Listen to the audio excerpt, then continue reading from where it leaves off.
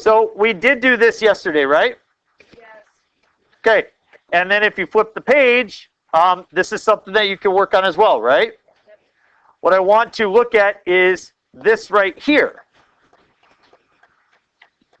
So I will do just a couple problems with you, and then I will allow you to spend some time working before we get to our very short lesson for the day. Tomorrow very well might be a snow day, and if it is, you'll have things that you can work on then, okay? So exact values of sine and cosine. Now we have a chart, so I don't have the visual filled out for you with the circle. But what you should be able to do is you should be able to picture some of this in your mind. So look at the chart. It says if theta is equal to 0 or pi over 2 or pi or 3 pi over 2 or 2 pi, you should be able to determine all of these. And I will let you help me out. 0, pi over 2, pi, 3 pi over 2, and 2 pi, aren't those all the axes spots? Let's choose to work with 3 pi over 2. I'll fill that one out with you. Who can tell me what the terminal point is, the coordinate is, for 3 pi over 2? Everybody agree that down here it's 0, negative 1? Let's fill out the chart. How do I determine the sine of 3 pi over 2? Which one do I look at? Look at the y value, so it's negative 1. How about cosine? X value, so it's 0. How about tangent? You take y over x. And what is y over x? It's undefined. Now I have these crazy things: cosecant, secant, and cotangent. Well, cosecant is the reciprocal of sine. What is the reciprocal of negative 1? So negative 1 over 1, if you flip that, you get 1 over negative 1. Can you see that it's still negative 1? Good. We're looking for the reciprocal of 0. What happens if you take 0 and flip it upside down? You get undefined. And what happens if you flip undefined upside down? 0. Do you think you could complete that section now that we did that? Question, Patty. The reciprocal of tangent. Good. Okay, I'd like to look at 19 with you. We want to find the exact value of cosecant of pi over 6. I'm not giving you the circle, and I'm not asking for 3. I'm just asking for 1. Cosecant of pi over 6. First of all, pi over 6, how many degrees is it? Good, 30-degree angle. So hopefully now you can convert quickly. What is that coordinate for a 30-degree angle? It's a 30, 60, 90 triangle. What is the coordinate? It would be root 3 over 2, 1/2. We want this to start to come quickly for you, okay? And you're doing a good job with it, okay? It's okay if it takes you a little bit longer. But, okay, cosecant, we haven't really talked about that much. Cosecant is the reciprocal of? 1 over, maybe 1 over. Cosecant is the reciprocal of sine. So first let's answer what's the sine of pi over 6? 1/2. So if the sine of pi over 6 is 1/2, then the cosecant of pi over 6 is 2. See that? Take out your calculator.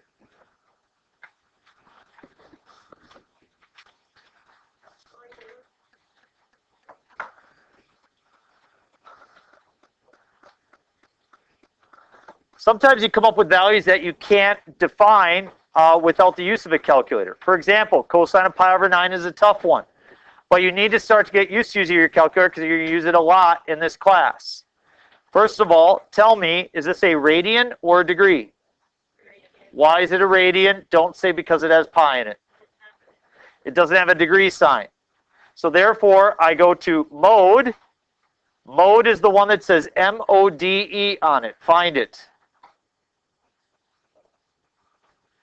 And I need to make sure that I'm working in radians. Select radians.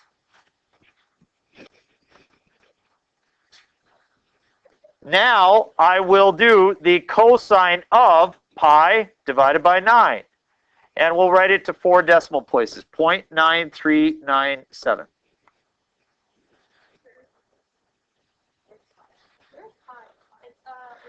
It's the caret key.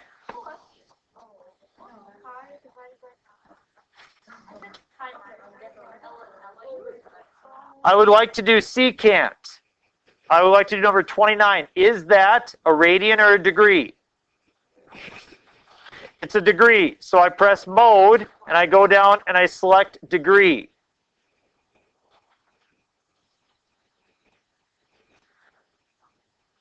I don't have a secant button on my calculator. What do you think I choose? So I exit a screen by going second mode or second quit. Okay? The way I get to secant is I do 1 divided by the cosine of negative 3093.4. It's 1 over cosine. I will teach you what these mean, sine inverse, cosine inverse, tangent inverse, but it does not mean 1 divided by. It does not mean 1 divided by. So don't use that yet. 1 divided by the cosine of negative 3093.4. And I get negative 1.1978.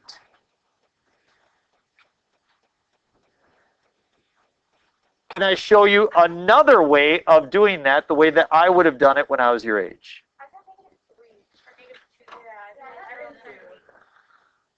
Did you switch to degrees? Oh, no, that was not. Okay. So, I'll show you another way to do it. I'm going to do the cosine of negative 3093.4. I didn't do 1 divided by, did I? But you could take the reciprocal of it. This button right here on your calculator, it's right above the squared. That's the reciprocal button. It takes something and it flips it upside down. And I get that. A couple ways to do it. I'm going to give you guys about 10 minutes to work on anything on your assignments and ask questions, and then we'll get to the new assignment, which is not very difficult. It's easier. So I'm going to come around and help you. Press pause on the video. Okay, let's go to an easy lesson. Please turn in your notes to this section that says you're going to have to back up in your notes. Back up in your notes. It refers to arc length and area of a sector. Arc length and area of a sector.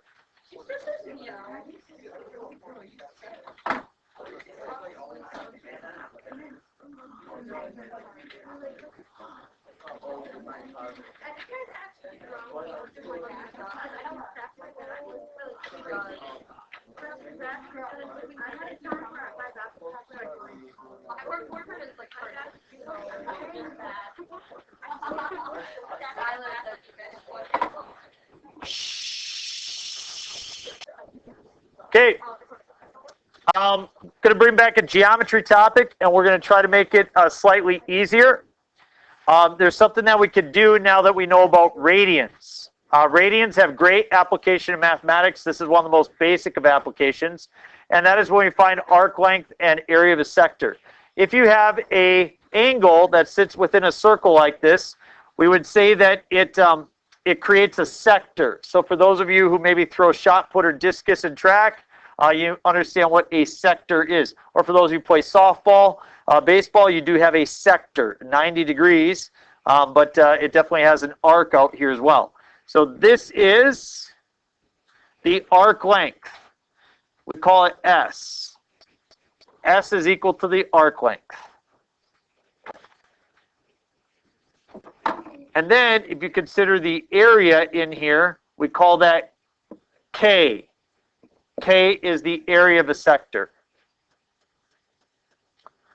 Now, let's talk quickly about the formulas in geometry that we learned for arc length and sector area.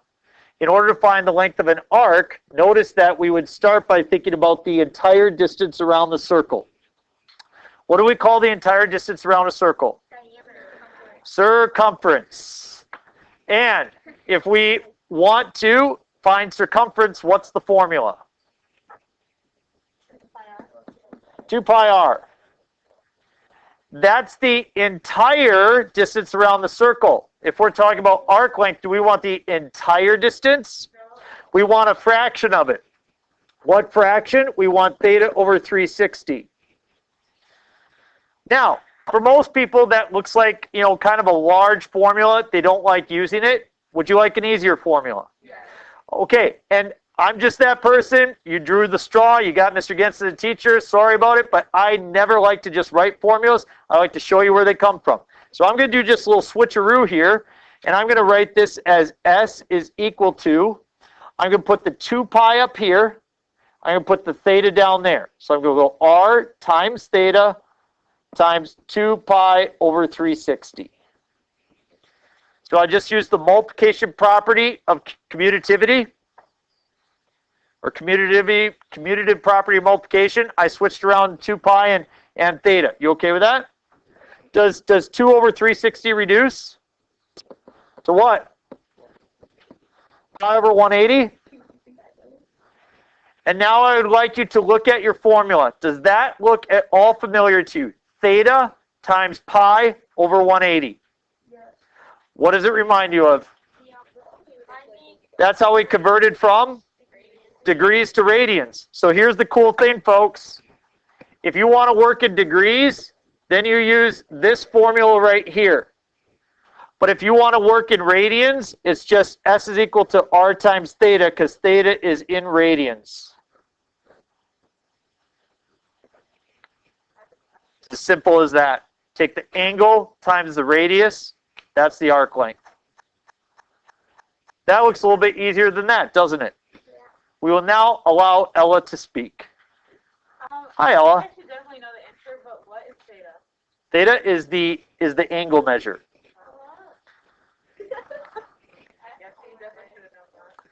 So what I would like to do is I'd like to look at example 7 and just do a short example here. We're going to draw a circle, and we're going to have a radius of 24, and we're going to say that it creates an arc, a sector of 60 degrees.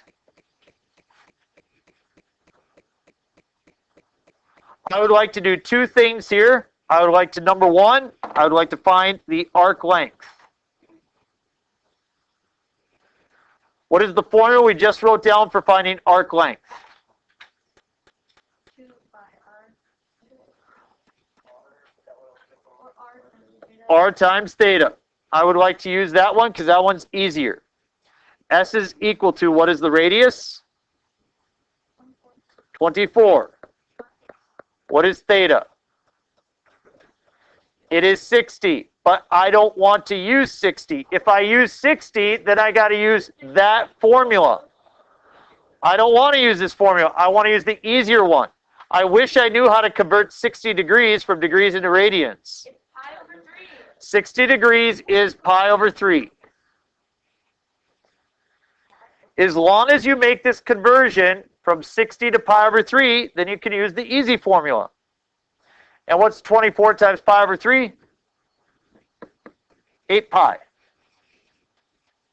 Oh, but what happens to 1 pi over 180? Folks, this whole pi over 180 thing, that's the conversion from degrees to radians. So you use that gets used up when you do that conversion. I know it doesn't look like something mathematical, but it is.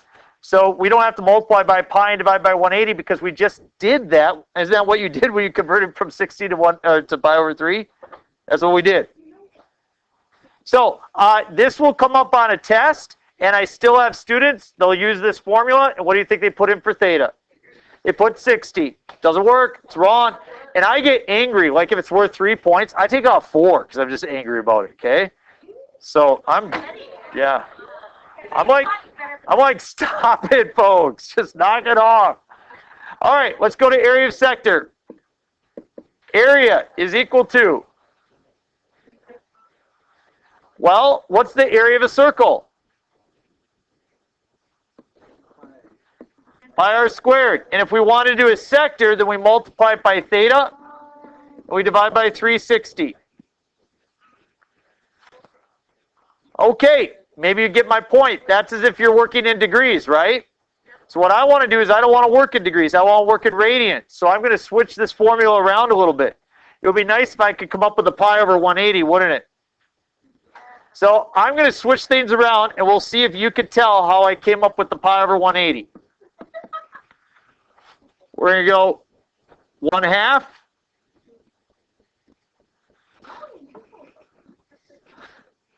times r squared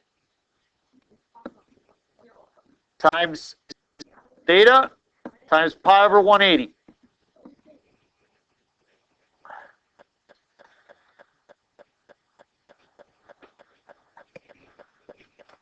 Everybody see do you see where pi went?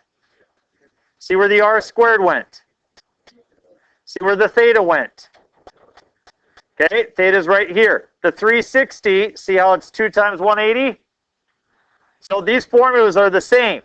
The nice thing is this piece right here, that's the conversion from degrees into radians.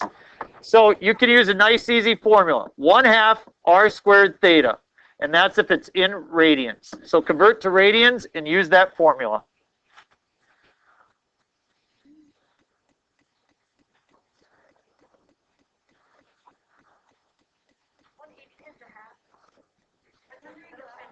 No. 2 times 180 is 360. So let's find the arc length. K is equal to 1/2 r squared theta. What is my radius? Squared? Very good, 576. What is theta in radians? Yep, 60 degrees, we write as pi over 3. Don't write 60. I take out my calculator, I turn it on, and I take 0.5 times 576. And I divide it by 3, and I get 96 pi.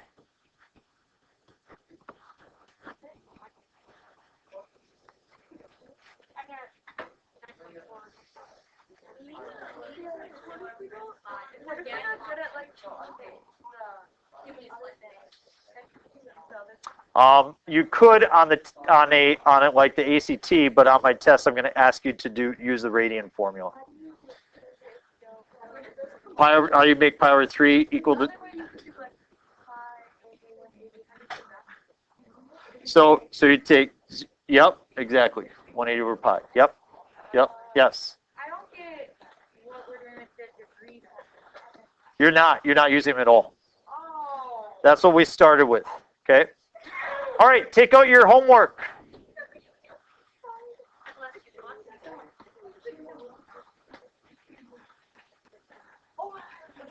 So, this homework, you're going to back up to this spot right here. That's the one that we skipped.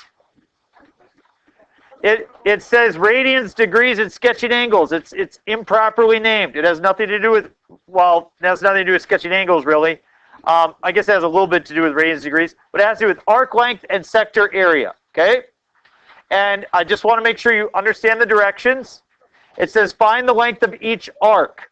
So that means you're going to use this formula. S is equal to r theta. I know that it's tough to see on your sheet, but this section right here is darker than this section here. So this is the sector you're working with. Whatever the turn is, that's what you're working with. See what I'm saying? You're not using this space, you're using the bigger space, okay, in that situation. If you're using the bigger space, here you're using the bigger space, here you're using the small space. Okay, so whatever the turn is. So make sure each time that you convert to radians, you see that they have it in degrees, convert it to radians. This asks you to express your answer to the nearest tenth. So for example, if you had 8 pi, you could multiply that out and get like, I don't know, 25.13 or whatever. See what I'm saying? In this one, you want to leave your answers in terms of pi. It says do not round. So get used to expressing as a decimal as well as in terms of pi. Okay? These should go pretty quick. They're just formulas. And then if you flip it over, this is where it is sector area. Okay? Area of each sector. And the formula there is k is equal to 1/2 r squared theta. Again, please make sure that you convert to radians when you're using it. Again, nearest tenth, and this one, it says do not round, so you leave it in terms of pi. Do you understand what the assignment's asking you to do? So, if you have an e-learning day tomorrow, this would probably be your assignment. Good job, folks.